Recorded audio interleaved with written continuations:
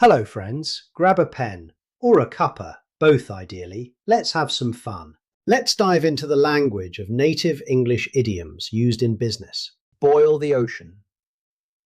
Undertaking an unnecessarily massive, unrealistic task instead of focusing on scalable, high-priority objectives.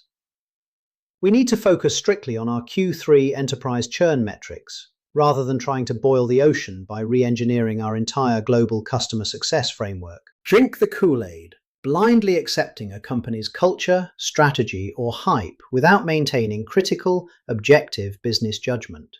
While enthusiasm for the new AI tool is high, the C-suite cannot simply drink the Kool-Aid. We must see the validated ROI metrics before expanding the license. Thought shower. A collaborative, inclusive group discussion aimed at generating a high volume of creative ideas. Let's convene a brief thought shower tomorrow morning to gather preliminary creative angles for the Q4 product launch. Blue sky thinking, creative, open-minded thinking that is entirely unrestricted by current budgetary, technical, or resource limitations. During the initial R&D phase, we encourage full blue sky thinking to uncover disruptive ideas before we apply our standard operational constraints. Heads down work. A period of deep, uninterrupted focus dedicated to executing specific tasks and meeting tight deliverables. The engineering team will be in heads down work mode for the next 48 hours to ensure the software patch deploys smoothly. A fool's errand. A pointless, unproductive task that has no realistic chance of success or corporate value.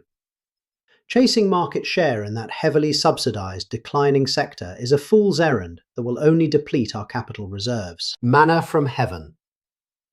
An unexpected, highly welcome financial or operational benefit that resolves a current corporate challenge. The sudden regulatory shift in our favor was manna from heaven, instantly accelerating our market entry by 6 months. Sacred cow. A legacy project, process, or department that is treated with immune status and exempt from criticism or restructuring. To achieve our lean operational targets, we must evaluate every department. There can be no sacred cows in this restructuring phase. The tail wagging the dog. A situation where a minor, secondary element improperly controls or dictates the direction of the major entity. When marketing budgets dictate core engineering capabilities, it becomes a case of the tail wagging the dog. Watershed moment. A critical turning point in a company's history or market sector that permanently changes future outcomes. Securing the enterprise contract with a Fortune 500 leader marked a watershed moment for our scaling SaaS platform. Straw man. A weak, oversimplified argument set up intentionally to be easily defeated in a strategic discussion. Let's avoid attacking a straw man regarding the competitor strategy. We need to address their actual market pricing, not a watered-down version of it. Red herring. A piece of irrelevant information or a distraction that diverts attention away from the core corporate issue.